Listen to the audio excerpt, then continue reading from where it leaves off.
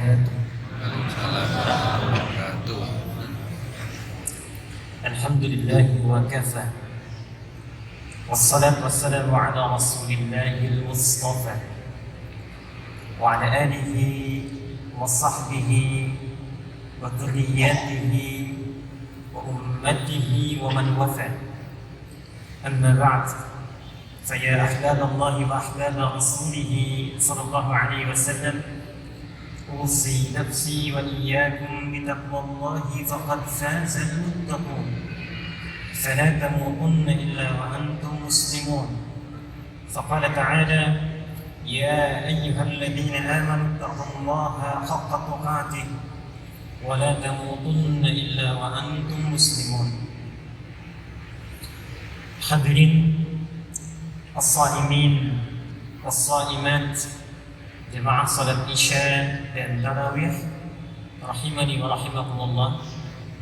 Mengawali tausiah kita di malam hari ini, kita bermohon pada Allah Subhanahu wa taala semoga seluruh rangkaian ibadah yang telah kita tunaikan sampai detik ini, siam kita, qiyam kita, ruku', sujud, interaksi dengan Al-Quran, ibadah maliyah, infak, sedekah, zakat kita, seluruhnya diterima oleh Allah Subhanahu wa taala dengan penerimaan terbaik insyaallah. Hadirin sekalian, seperti diketahui dan telah viral di setiap masa bahwa tujuan utama kita diperintahkan menunaikan ibadah siang Ramadan itu Allah tegaskan di penghujung ayat 183 surah Al-Baqarah, la'allakum tattaqun, supaya takwa kalian meningkat, supaya kalian bertransformasi, kata Allah, menjadi pribadi yang semakin bertakwa.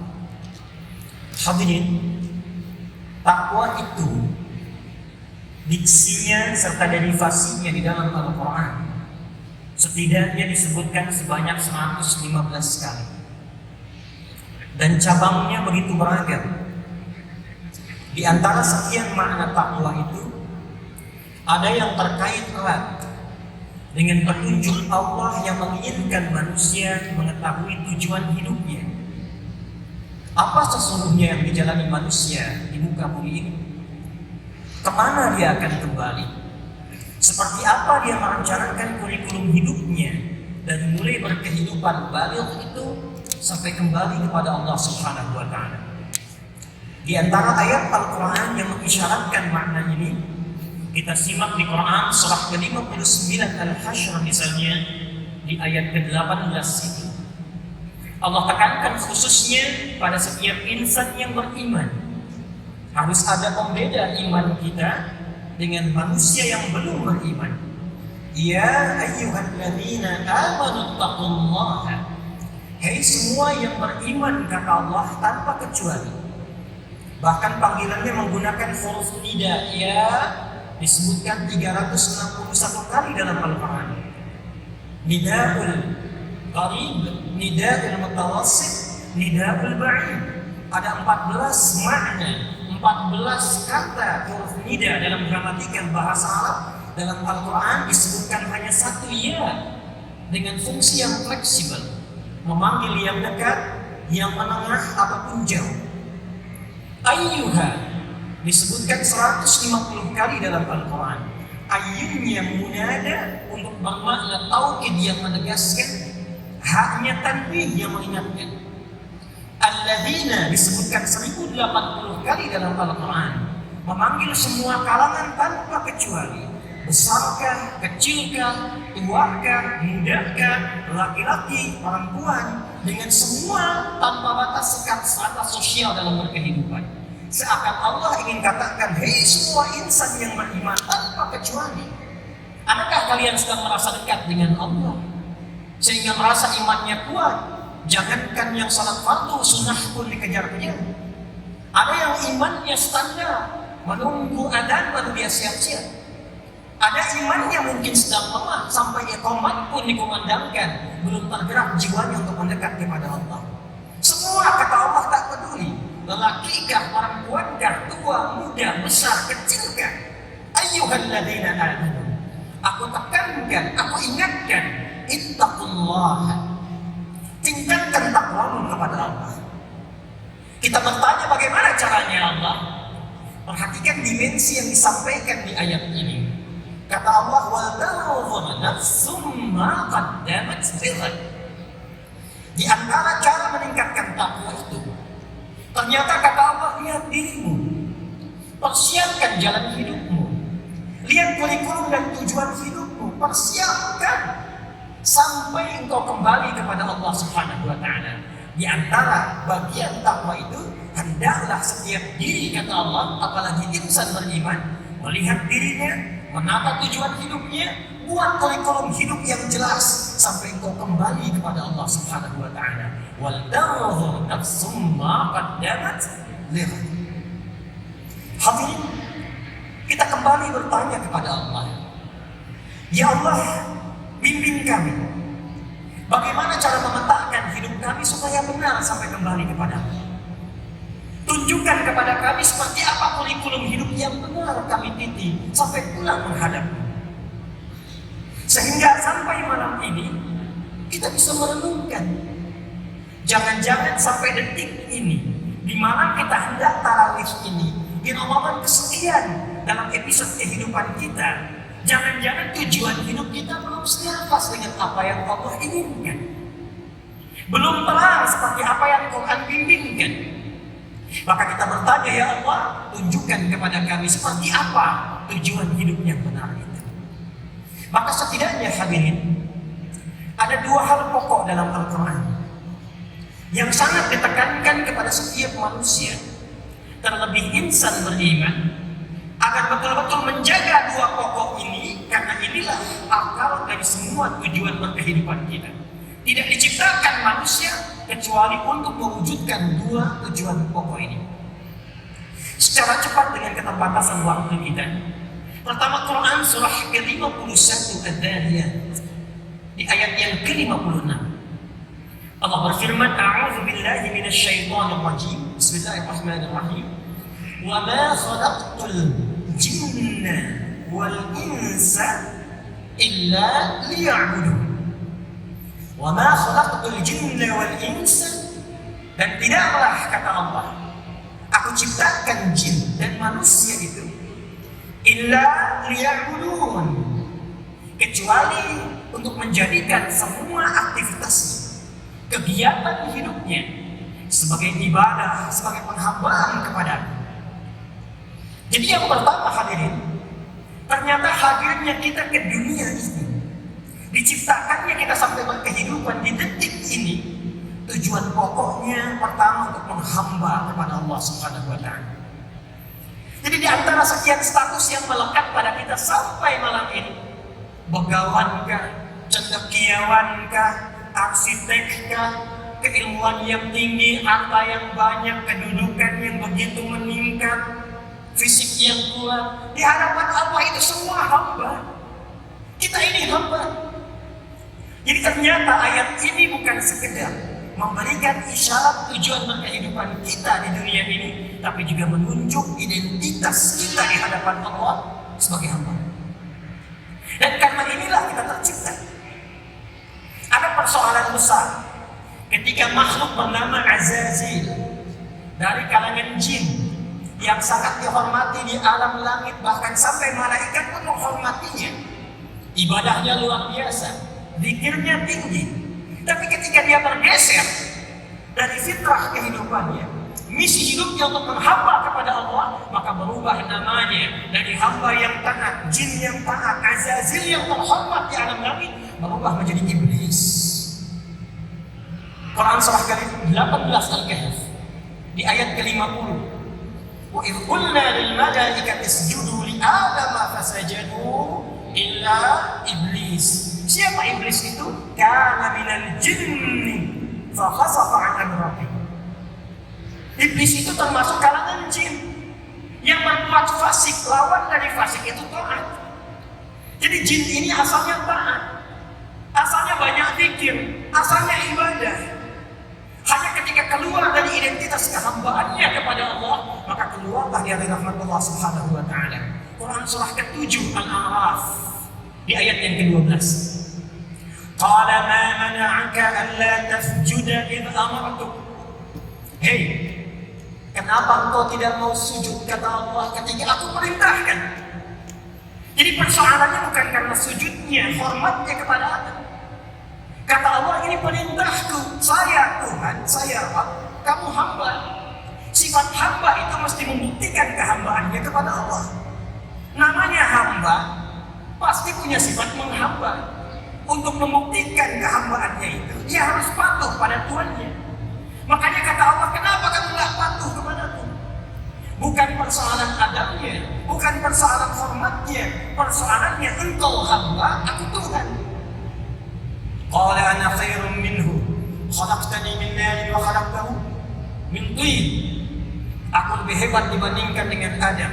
Kau ciptakan aku dari api, kau ciptakan Adam dari tanah. Tidak level, tidak layak. Yang diciptakan dari materi yang lebih hebat, hormat kepada yang lebih rendah. Qala fakhruj, keluar dari penghambaan kepada Allah dan ancaman yang tinggi. Karena itulah hadir.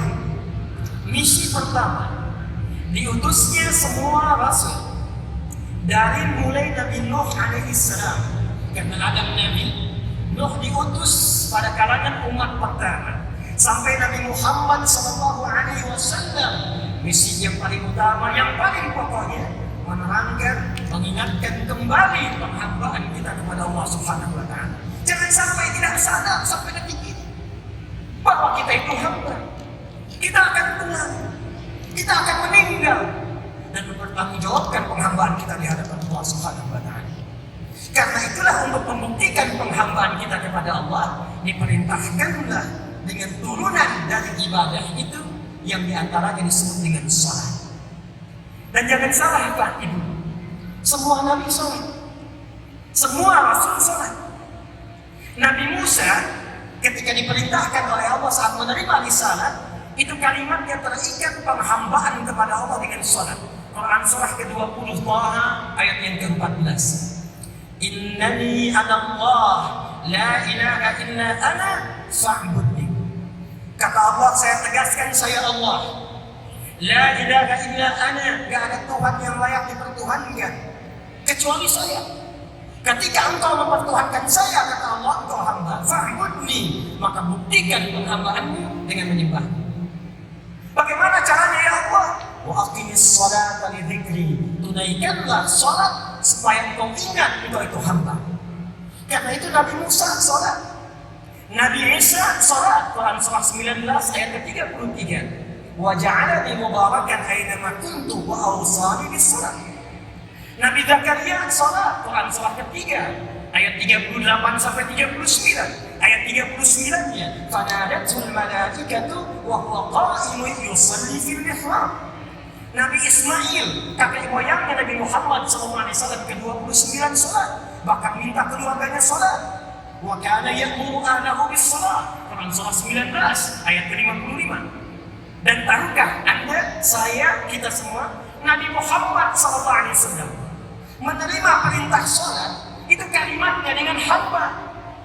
Statusnya hamba bukan rasul. Statusnya hamba bukan nabi. Quran surah ke-17 ayat yang pertama. Bila imam kita tadi bacakan sampai ayat 84, buka ayat pertamanya. Subhanalladzi asra bi'abdihi, bukan binabiyyihi, bukan birasulihi, bi'abdihi lailan minal masjidil haram ila al-masjidil aqsa alladzi barakna hawlahu. Karena itu di syarahnya Sahih Muslim nomor 162 itu perjalanan menuju Allah sampai menerima perintah salat untuk menegaskan status kita sebagai hamba. Karena itulah dalam salat kita menegaskan diri kita hamba. 17 kali kita bacakan iyyaka na'budu wa iyyaka nasta'in. Apa kaitan dengan siang Ramadan? Di antara rangkaian ayat puasa itu ada satu ayat yang mengingatkan kembali untuk sadar saat Ramadan kita ini hamba. Al-Baqarah ayat 186. Ayat puasa terangkai dari ayat 183 sampai 187. Di ayat 186-nya status kita diingatkan lagi oleh Allah Subhanahu wa Ta'ala. Wa idza sa'alaka 'ibadi 'anni fa inni qarib ujibu da'watad da'i idza da'an falyastajibu li wal yu'minu bi la'allahum yarshudun. Dan Muhammad sallallahu alaihi wasallam, jika ada di antara hamba-hambaku bertanya padamu untuk berdoa, minta mohon padaku. Ini ayat menengahi pertengahan ayat Ramadan. Seakan memberi pesan kepada kita sebagai penutup tausiah ini. Coba renungkan diri kita sampai Ramadan ini, sampai malam ini. Temukan hakikat kehidupan kita. Jangan-jangan selama ini sukses dunianya, Masya Allah, hartanya luar biasa. Ada yang menyebut dengan crazy rich, mobilnya, rumahnya mewah, karirnya sukses, kedudukan tinggi, tapi nggak sholat, nggak punya nilai di hadapan Allah. Ada ilmu tinggi, nggak sholat, nggak ada nilai di hadapan Allah. Jabatan tinggi, nggak sholat, nggak punya nilai di hadapan Allah. Karena itu setan, hadis Muslim nomor hadis 81 dari sahabat Abu Hurairah radhiyallahu ta'ala anhu qala Rasulullah sallallahu alaihi wasallam, idza qara'a ibnu adam as-sajdata fasajada i'tazala asy-syaitan faqala wailun li. Di Sunan Ibnu Majah, wailah. Kalau ada anak Adam kemudian baca surat as-sajdah kemudian sujud dia, setan lalu menepi dan dia menangisi dirinya berkata, celaka aku, celaka aku. Umirtu Adam liyasjuda fasajada fadakhala al-jannah, ay fadakhala al-jannah, wa umirtu an asjuda fa abaitu fa alayya an-nar. Anak Adam disuruh sujud, dia sujud, selamat, dia masuk surga. Aku dulu pernah diminta menghamba kepada Allah untuk sujud, aku menolak, maka bagiku neraka. Karena itu hadirin, tidak banyak yang ingin kami pesankan malam hari ini, jaga salat. Karena status ini akan menentukan keadaan kita di hadapan Allah Subhanahu wa taala. Al-farqu bainal mu'min wal kafir tarkus salat. Kata Nabi, perbedaan utama insan beriman yang taat dengan orang yang ingkar di hadapan Allah itu salatnya. Wa qala Rasulullah sallallahu alaihi wasallam, inna awwala ma yuhasabu bil 'abdu yawm al-qiyamati as-salah. Idza salahat salaha al-jasadu kullu, salaha sa'iru 'amali, wa idza fasadat fasada sa'iru 'amali. Amal pertama yang akan dihisab oleh Allah di hari kiamat kelak adalah salatnya. Jika salatnya benar, maka indikator baik untuk semua amal lainnya. Tapi jika salatnya bermasalah, maka ada masalah besar untuk amalan-amalan yang lainnya.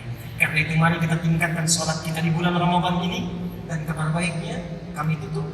Nabi SAW menyampaikan dalam hadis sahih Muslim nomor hadis 700 yang ke-60, Al-Bukhari nomor hadis 1910, an Abi Hurairah radhiyallahu ta'ala anhu qala Rasulullah sallallahu alaihi wasallam, man shama Ramadhana imanan wa ihtisaban غفر له ما تقدم من ذنبه ومن قام ليلة القدر أي ومن قام رمضان إيمانا واحتسابا غفر له ما تقدم من ذنبه. Siapa yang menunaikan puasa ditunaikan dengan iman, sungguh-sungguh, tulus, ikhlas, bermuhasabah, ingat dosa, minta ampun sama Allah, maka Allah berkenan mengampuni semua dosa yang pernah ia kerjakan sampai detik puasa itu. Siapa yang meningkatkan sholatnya di malam Ramadan, bangun qiyam Ramadan, bertepatan dengan pembuka malam Al-Qadar, dan dia bermohon ampunan kepada Allah, tulus ikhlas, maka Allah berkenan mengampuni semua dosa-dosa yang pernah dia kerjakan sampai detik itu.